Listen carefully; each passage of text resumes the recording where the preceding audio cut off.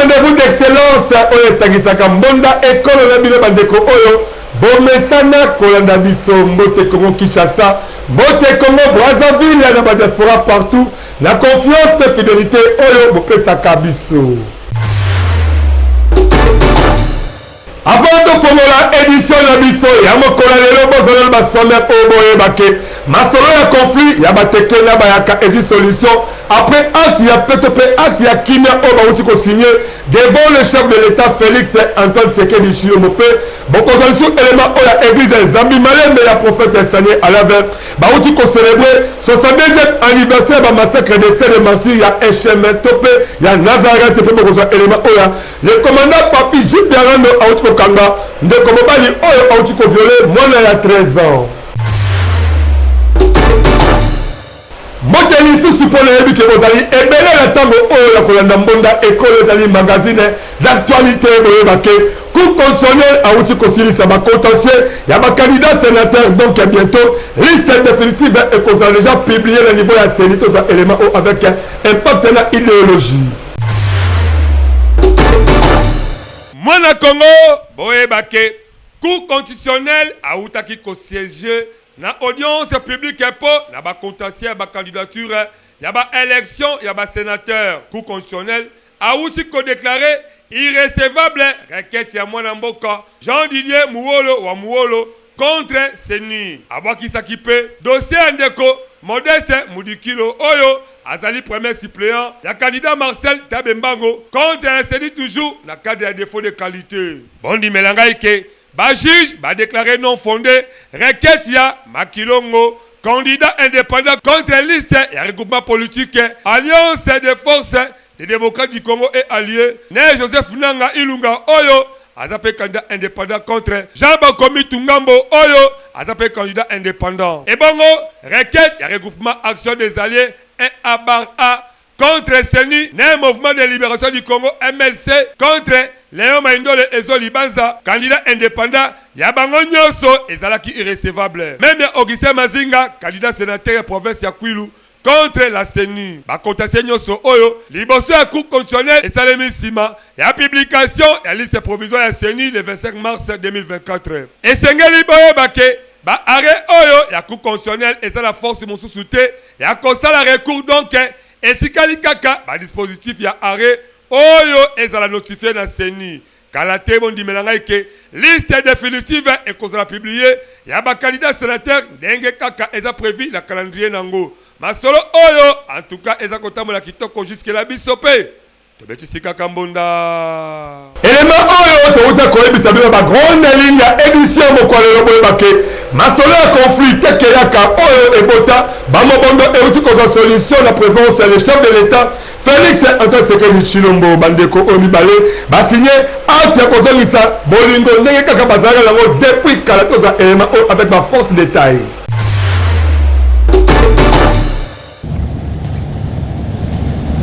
Mwana Congo bondi benangaike oyo ekoki peut-être kozala suka ya conflit interethnique oyo esilisa bomo ya bato ebele pe ebetisa mbondo ya mabe surtout kaka awa na kokota ville province ya Kinshasa. Tellement que l'état a chaki mayele na makambu yango et salaki que VP intérieur mwana mboka Peter Kazadi azo mikolo ebele ya ko consulter bandeko la biso ya batekena ya bayakapo nyonso eleka kitoko binomoko botala ndenge nini bakomi ko signer acte ya kimia to pe acte ya PP ya kovanda na Esengo nyonso oyo eza koleka devant les chefs de l'état Félix Antoine Tshisekedi Tshilombo bondi melangaike batekena bayaka bazui engagement ya kotika makambo ya koboma na nzela ya bamilise mobondo oyo basala pe basigné pacte ya kovivre na kimia binomoko boyoka ndenge nini monda ebetamaki oyo tolakisi yo bomoko ya bateke na moyaka bapesani mbote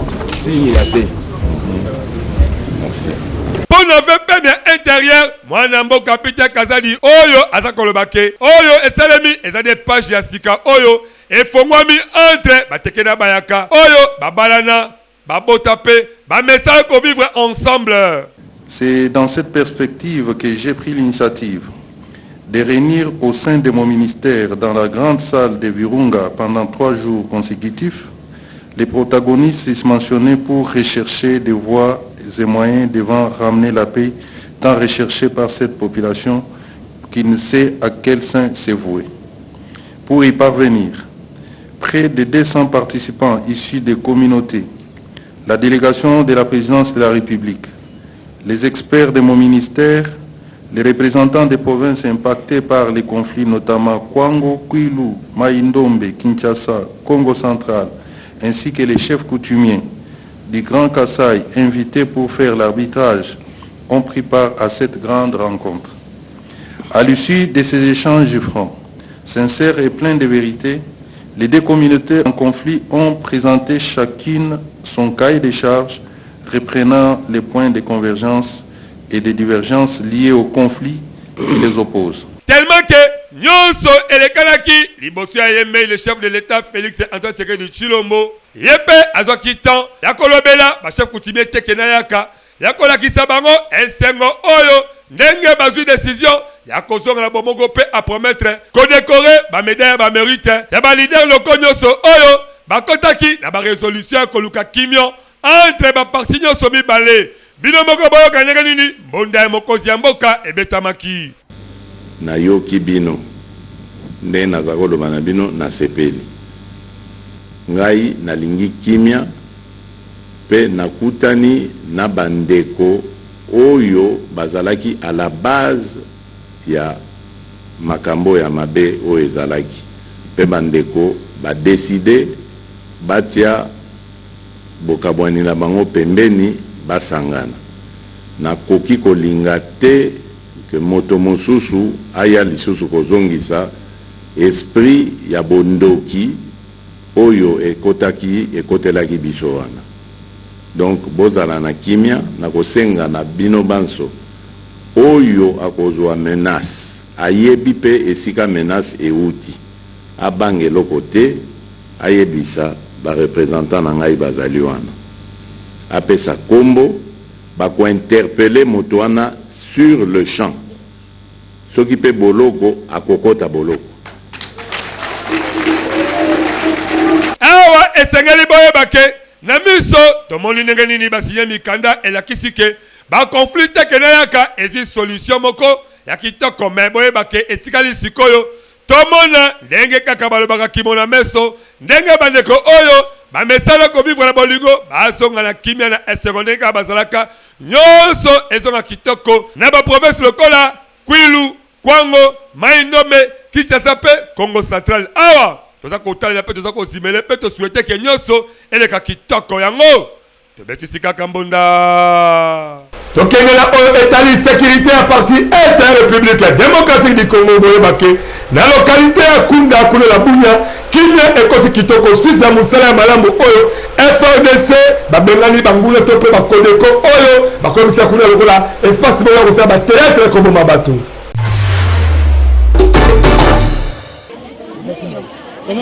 Mona Congo boyebake kimia ezi vraiment esika nango na localité ya Kunda oyo eza na 15 km na Bunya oyo eza kolakisa vraiment ke ba résultat ya ba effort oyo esalemi po la kobenga na monguna et surtout que administration militaire oyo eza kuna baza kosala mosala na bango kitoko pe gouverneur militaire eza bongo le général Johnny Luboya Kashama bondi melangai ke mikolo nyonso o eleki esika wana ezalaki centre ya ba groupes armés ya Kodeko ba mama oyo batekisaka na bawenze bango babetisi mbonda boye maishi kwanya mzuri kwa kizi makuta sie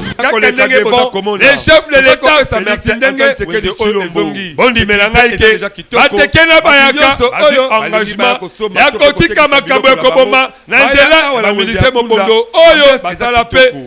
bao bazo bange loko moko pe grave zate moko ya ba député provinciaux ya kwen wana asengi la population bazonga bonyoso ekomi kitoko. Kunda était considéré comme un champ de bataille, mais aujourd'hui Kunda est devenu un centre très calme, accueillant. Toutes les communautés accèdent sans trop de difficultés et sans problème. La population de l'ouest de la ville de Bunia, je leur appelle seulement à la cohabitation pacifique, à cultiver l'esprit de patriotisme, à ne plus se considérer comme des ennemis, mais voir comme son frère. Quand vous trouvez une communauté sœur, jadis qui était considéré comme un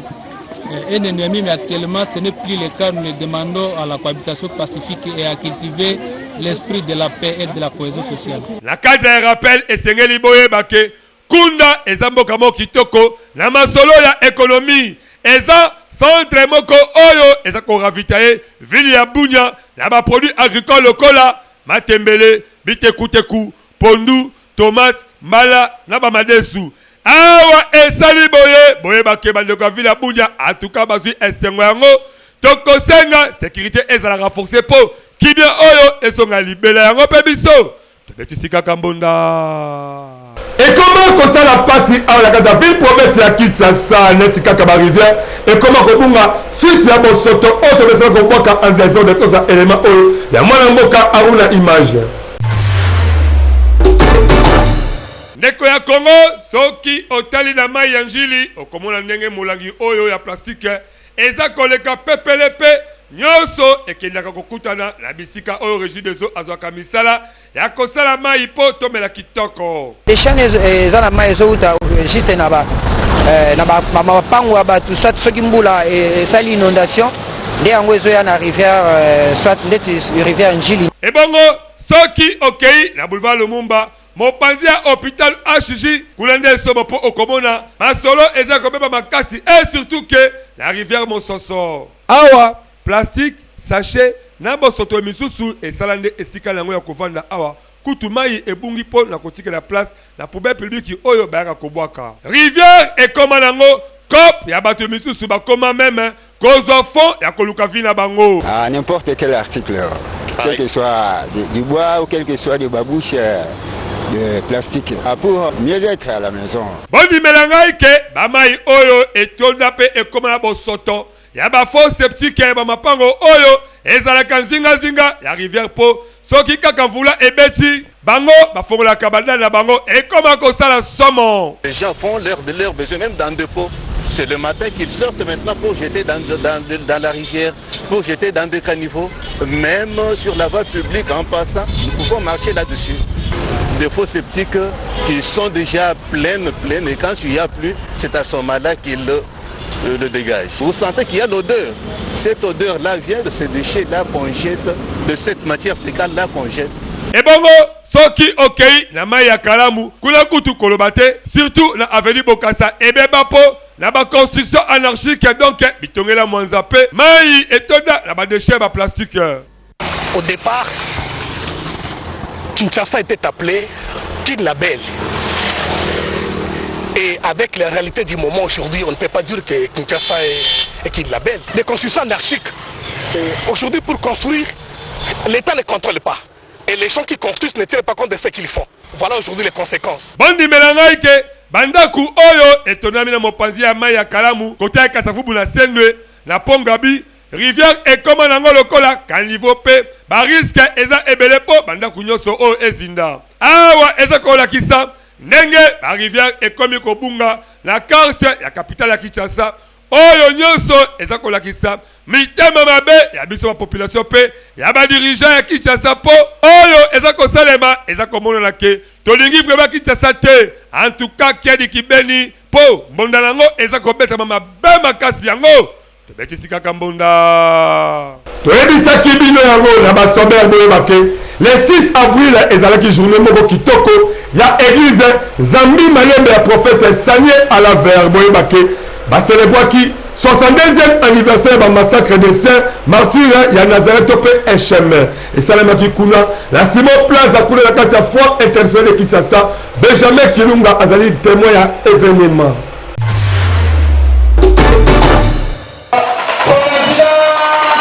Mwana ya Congo bondi melangai ke eindaki avec impact na idéologie mokolo ya samedi 6 avril 2024 na Simon Plaza oyo ezalaka na kati ya foire internationale de Kinshasa tope fikil na mokuse bokoluka botuna ngai soki ezalaki nini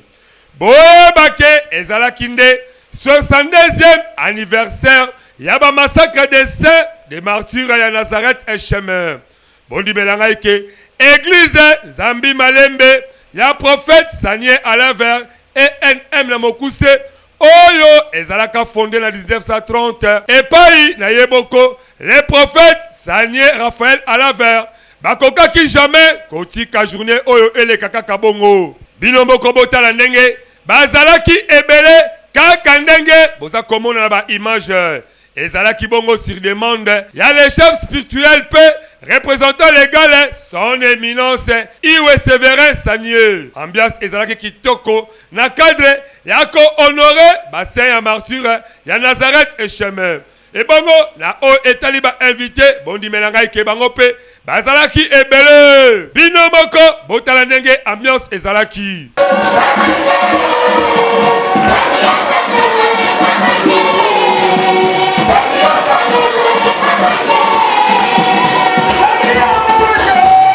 Neko Sabinote, église oyo ezali parmi ba église ya makasi po prophète Sanier Alaver Raphaël asala makambo ya kokamwa awa la kati ya mabela République démocratique du Congo nenge kaka boza komona awa nde toza esika oyo makambo esalemaka na esheme oyo babengaka Nazareth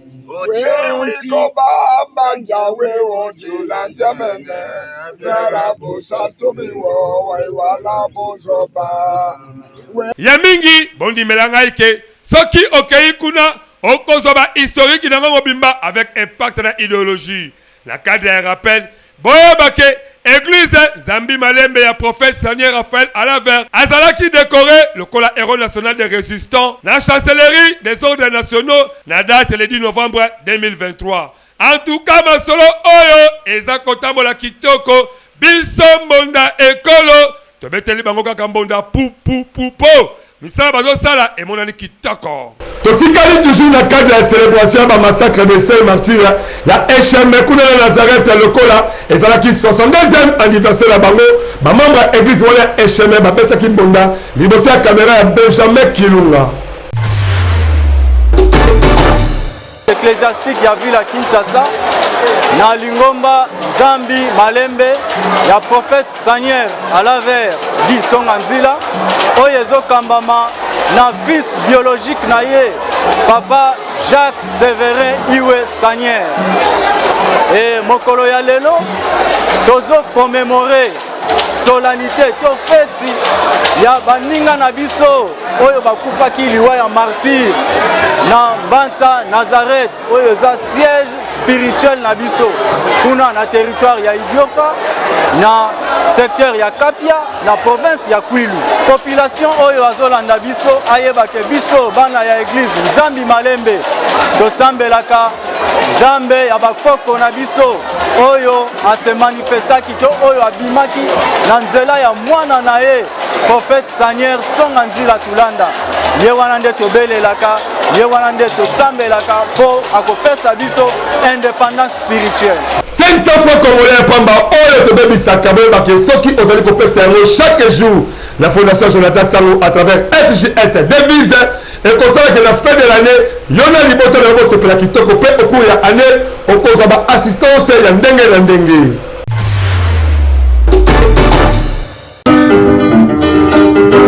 ndeko ya Congo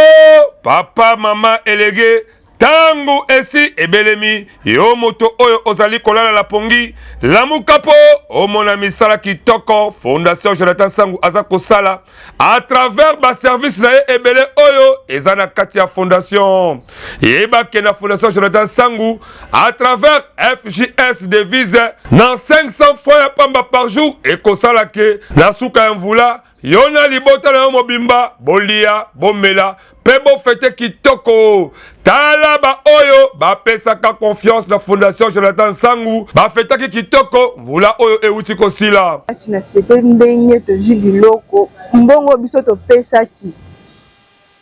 na biloko tozwi eza ndenge moko te po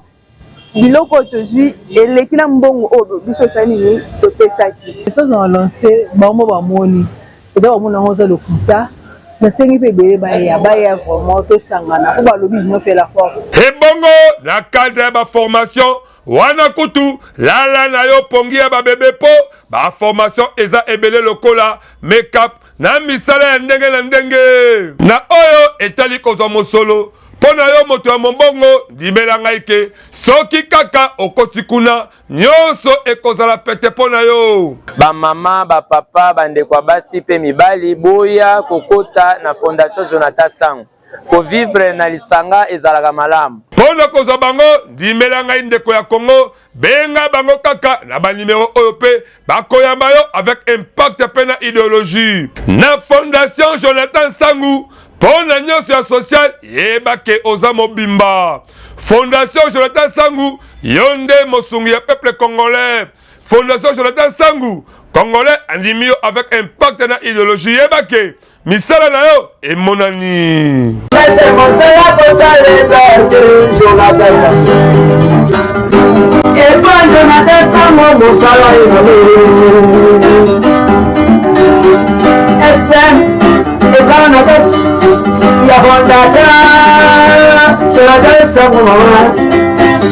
Toki mambango kuna na Dubai boyebake adresse eza semoko po onya kitoko oyeba Dubai tope osala ba marché na yo tope okotia biloko na cargo eza bongo nyonso okozango chez Maman Lolo Dr Setabu o azali président de la diaspora congolaise kuna na Dubai boza élément avec l'état kitoko po aza vraiment championne.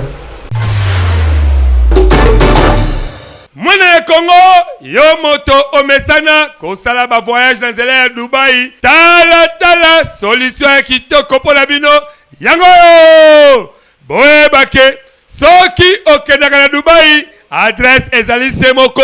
epaya la grande dame Maman Lolo Doka Setabu oyo azali présidente ya diaspora congolaise kuna na Dubai. Boyebake epaya Mama Dorcas nyonso esalemaka kitoko avec impact na idéologie lokola restaurant kitoko ya kolia babima ya bwala tope biloko ya mboka tope nyonso oyo okoluka olia ya mokili okokutango epa na ye na masolo oyo etali bacargo en tout cas bakosabilo te lokola Grand Tanganyika boyebake yene azali responsable ya wayambo oyo azako kumbela masolo yango na Dubai. Effectivement, comme on a Madame Lolo Dorcas Tabou, naza présidente de la diaspora congolaise de Dubaï, chef d'entreprise, naza activité nangai, naza na restaurant chez Maman Dorcas, naza pe responsable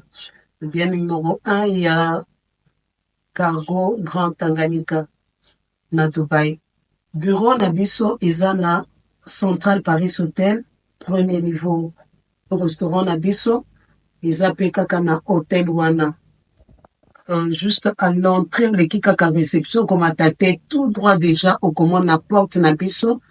comment restaurant chez Maman Dorcas. Nous a situé dans la 4 Central Paris Hotel, ils ont na Deira, Banias Metro Station, exit 2, bien exit 2. Na Grand Tanganyika azwaka charge ya Congolais Bouta Congo kokoma na Dubaï comme je vous ai dit. Donc activité nyonso lingi kosala osala tourisme otambola osomba biloko, donc prise en charge complète rassurée jusqu'à kozongi son aéroport au matanayo avion ozongi. Donc la prise en charge est vraiment totale et complète. En Tanganyika tous à Dubaï. Mais nous sommes en train de nous installer maintenant en Chine. Donc, tout ça, vraiment la progression vers la Chine. Bientôt là, installation nous sont là et puis on va passer publier. Et jusque là, c'est les pays ont mis balai. Tout ça, la Kinshasa. Tout ça, la représentante Nabiso d'ailleurs à Kinshasa, Zanabiso Awa. Tout ça, la Lubumbashi. Tout ça, la représentant Nabiso à Lubumbashi. toza pe na est na Goma, toza na représentant na biso na Goma. Numéro na ngai ya musala eza plus 971 55 78 40 413. Patitaka toza na Gombe,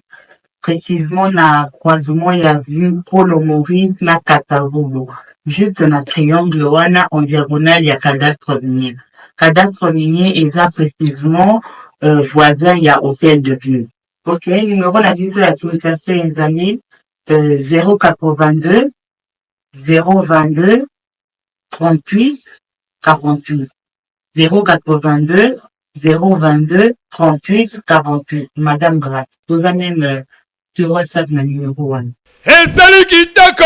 na bino bandeko oyo bolukaka kokende tope bokendaka Dubai boyebake adresse ya malamu yango oyo esika wapi bokozwa ba resultat ya kitoko. En tout cas mama Lolo Dorcas Tabu yebake misala na yo emonani kitoko po oyo osala yango nde bakongole basepeli yango pe tobeteli yo kaka mbonda. Toyebisaki bino elema oyo basomere boyebake na point chaud arrêt pharmacie oyo eza na route BKTF le commandant papi JP Arando aza kosembola mosala kitoko awuti kokanga papa moko oyo awuti koviole mwana ya 13 ans epesi pasi pe mawoto za elema oyo ya Benjamin Kilunga na Aruna Imageur Wayambo oyo akosala mosala kitoko avec impact na idéologie botala lokola awa tozali bongo la route BKTF na point chaud pharmacie awa esika oyo le commandant azosa musala kitoko auti kokanga papa oyo bozali komona a violé mwana ya 14 ans akosaki na 10 000 fois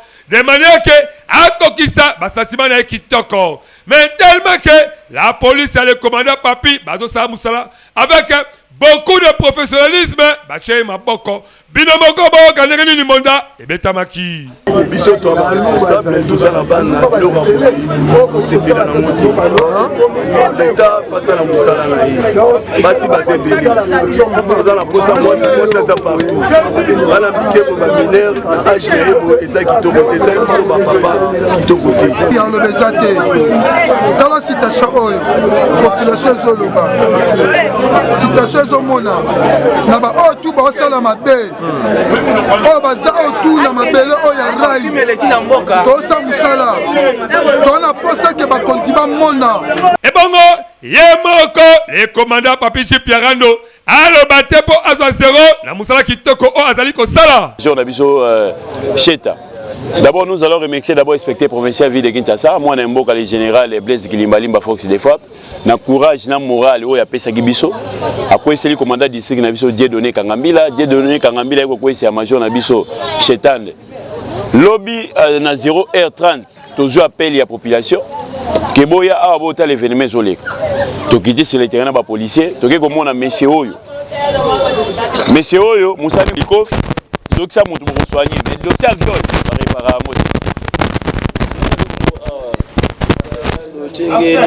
en tout cas à combiner parce que makambo ya boye eza kosala soni pasi pe mawa en tout cas papa boye bake il se compte union des célibataires endurcis du Congo eza wana na basi ya kitoko oyo eko permettre que osala la âge na yo ozape mwasi ya malonga kolanda bana mikebo eza kitoko te soki ezaki mwana yo okokosala nini moto ya boye akele kaka angenga bulu otope peine de mort ezwaye yango pe biso tobetisi kaka mbonda totikali toujours na misala kitoko oyo commandant papi JP Arando azali kosala boye bake auti kokanga ndeko mobali oyo abeti pe akati ndeko mwasi litoi ya kokamba ezali ke yeno ndeko mwasi oyo bolingo ezalaka te mpo basi bakabwana kala toza elema oyo Aruna Image na Benjamin Kilunga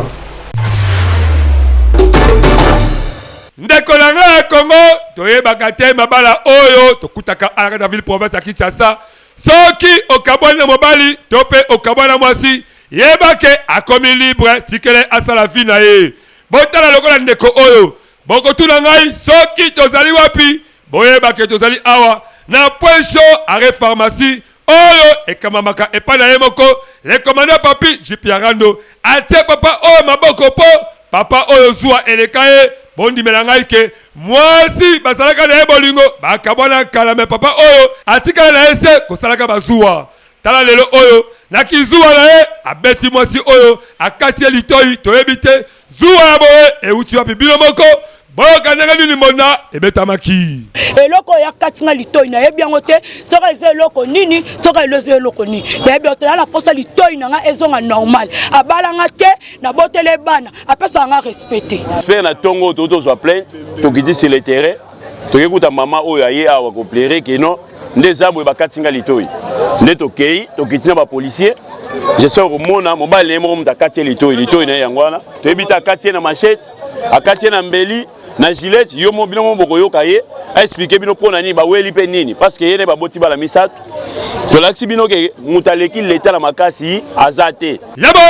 esali pasi pe mawa ndeko mobali yebake soki okabana mwasi tikela liberté na ye asala vie na ye kolandela kaye kosalaka ye zuwa tala ndenge okokende bulo to pe angenga kaka likambo o etali zuwa makamba boye esali kitoko te makasi yango biso tobeteli commandant papi jiperando monda pe misala na ye emonani kitoko abakisi mvula moko kati ya bamvula oyo nzambe apesa ye nani mwana mboka maître Martin Gauthier Malenge en tout cas toyebi ke kolia komela ezali vraiment au rendez-vous et surtout ke azalaka le mwana moko ya motema bobo totozwa elema oyo. C'est ton jour,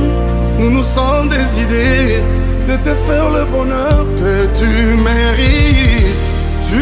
Tala ndenge tokomi na suka édition ya mokolo lelo oga allez de la poser avec un partenaire idéologie maître Kamwana te ça pour autant toyebisa bino ba grande ligne oyo makaki édition ya mokolo lelo ba ketobeta masolo oyo masolo ya conflit batekele bayaka ezi solution après acte ya petope ya kimia oyo bauti ko signer devant le chef de l'état Félix Antoine Tshisekedi Tshilombo pe bozaki élément oya église Nzambe Malebe ya prophète Samuel Alain bauti ko célébrer 62e anniversaire ya ba massacre ya Saint Martyr ya Eshemetope ya Nazareth pe bozaki élément oyo le commandant Papi Jip Biarando Autokanga le komobali oyo autoviolé moins de 14 ans kuna la sous-7 point chaud arrêt pharmacie. Merci de la confiance de fidélité au Pesaki Biso Uto Emmanuel Kino suka édition ya mokola lelo on a kumbela kango vraiment kitoko parce que na ebike information assure bozokango à travers Monda Ekolo magazine d'actualité boyeba ke sima caméra ezali musala kitoko ya mwana mboka auna image pe réalisation na montage ezali ya mwana mboka légionnaire Igrida Mateta présentation et palanga alene boyeba ke édition esimamaki epai ye moko Benjamin Kilunga masolo etali ba matériel estimé maboko ya Winfried Samba. En tout cas vous continuez toujours pour s'abonner et belé la chaîne YouTube na biso Monda École officielle pe ba activité la bino la ndenge bon me biso to kolekisamo na ba prix moko abordable et surtout que vous avez ma chaîne partenaire et belé bon continuez pour ça biso confiance to kuta prochainement so connaître azongité alinga bino makasi bye.